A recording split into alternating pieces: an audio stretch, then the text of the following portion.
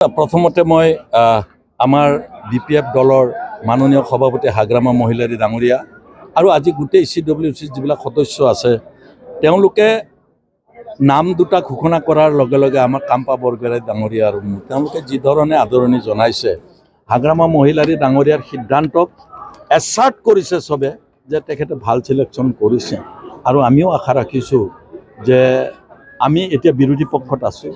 বিৰোধী পক্ষত থকা ৰাজনৈতিক দল হিচাপে আমাৰ আজি যিটো দলীয় কৰ্মীসকলৰ সক্ৰিয়তা সেই সক্ৰিয়তাই বুজাইছে যে আগন্তুক MP ইলেকশ্যনত কোকৰাঝাৰ দৰং ওদালগুৰি দুইটা চিটে আমি বিজয়ী হ'ব পাৰিম।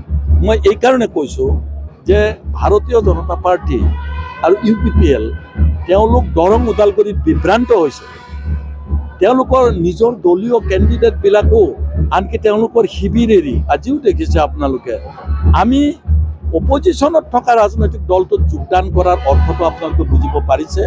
প্ৰমোদ বড়ো ডাঙৰীয়াৰ নেতৃত্বত BTC সুস্থিৰভাৱে চলা নাই আৰু তাৰ ডাঙৰ দুটা কথাই কৈ মই শেষ কৰিম।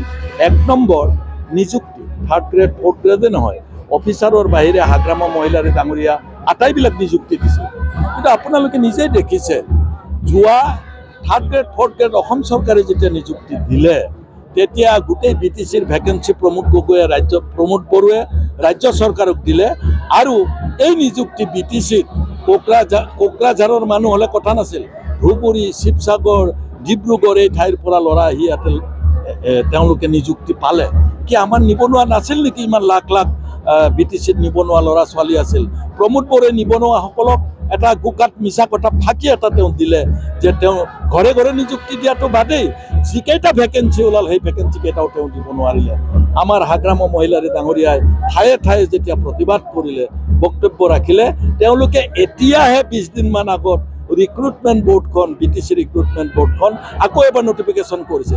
তাৰমানে ইয়াৰ আগত বোৰ্ডখনেই বনোৱা নাই আৰু 8 মাহ আছে এই 8 মাহ ৰিক্ৰুটমেণ্ট বোৰ্ড মানে তেওঁলোকে চাকৰি দিব পাৰিব নেকি? 2 নম্বৰ BTCৰ যি ক্ষমতা দিনক দিনে প্ৰমোদ বড়োৱে দুৰ্বল কৰিছিল।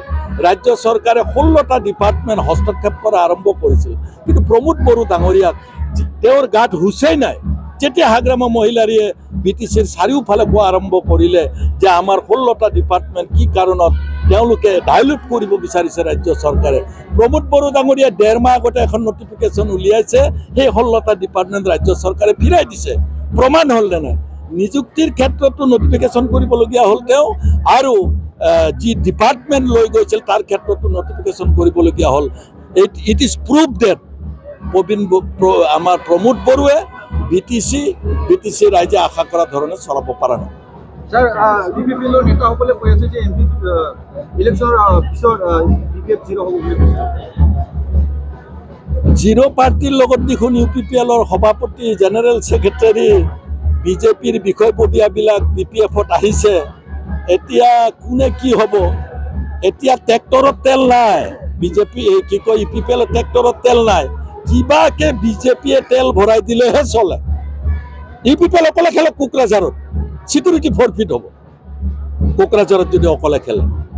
গতিকে তেলটো ভৰাই দিছে ট্ৰেক্টৰত ৰাজ্য চৰকাৰে BJP দলে তেওঁ কোনোমতে ট্ৰেক্টৰখন চলাই আছে আদাৰৱাইজ ট্ৰেক্টৰ পৰি থাকিব তেওঁলোকৰ।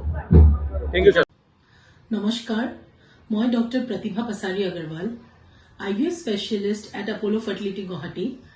মই জনাব বিচাৰিছোঁ যে মই কোকৰাঝাৰ আপোলো ডায়েগনষ্টিকত 23 মাৰ্চত আহি আছোঁ দুপৰীয়া 12টা বজাৰ পৰা এটা বিনামূলীয়া নিসন্তানতা কেম্প লৈ পেলাই যাৰ এনেকুৱা ধৰণৰ প্ৰব্লেম আছে নিসন্তানতা প্ৰব্লেম আছে আহি পেলাই মোৰ লগত আলোচনা কৰি পেলাই চিকিৎসা কৰিব পাৰে। আপোনালোকে বুকিঙৰ কাৰণে কল কৰিব পাৰে 8135834710 নম্বৰত। আকৌ একবাৰ কৈছোঁ 8135834710 ফোন নম্বৰত কল কৰি পেলাই আপোনালোকে আপোনালোকৰ এপইণ্টমেণ্টটো বুক কৰিব পাৰে। ধন্যবাদ।